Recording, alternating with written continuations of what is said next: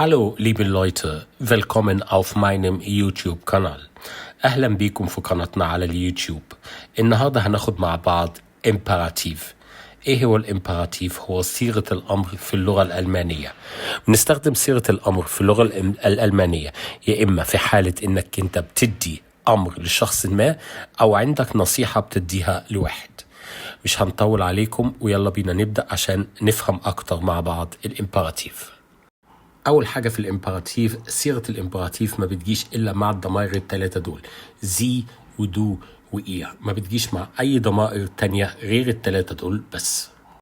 أي فعل في اللغة الألمانية بيتكون من شقين، الستم اللي هو المنبع أو الجذع، والإندونج النهاية.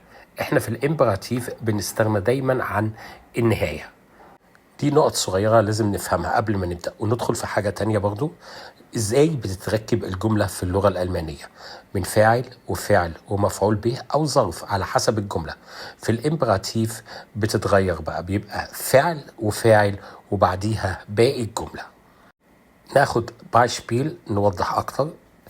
Sie trinken viel Wasser. دي جملة نورمال وطبيعية في اللغة الألمانية.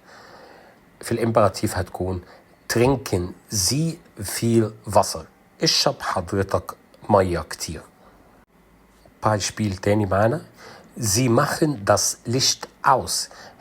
حضرتك قفلت النور. بالإمبيراتيف machen Sie das Licht aus.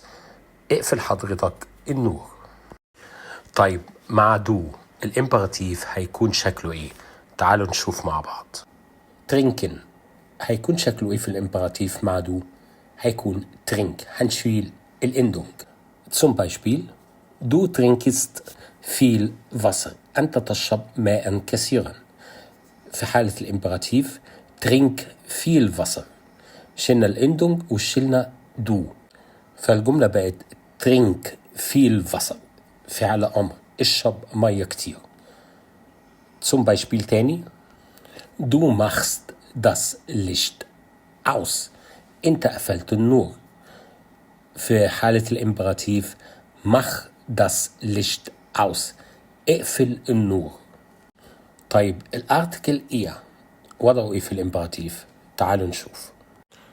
البايشبيل بتاعنا إيه ترينكت viel Wasser. أنتم تشربون ماء كثيرا. هنعمل إيه؟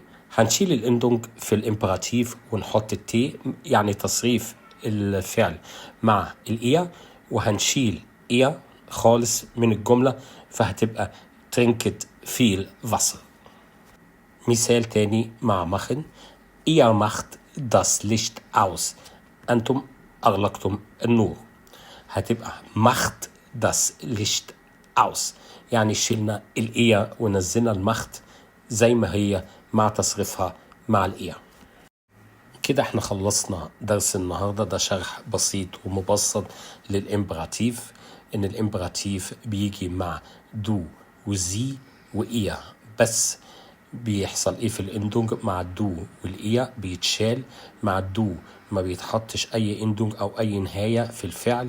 مع الإيه بنحط التي بس.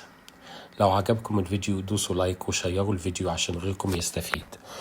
ولو ما كنتش اشتركتوا معنا في القناة اشتركوا وفعلوا زر الجرس يوصل لكم كل جديد احنا بنقدمه. تشاو.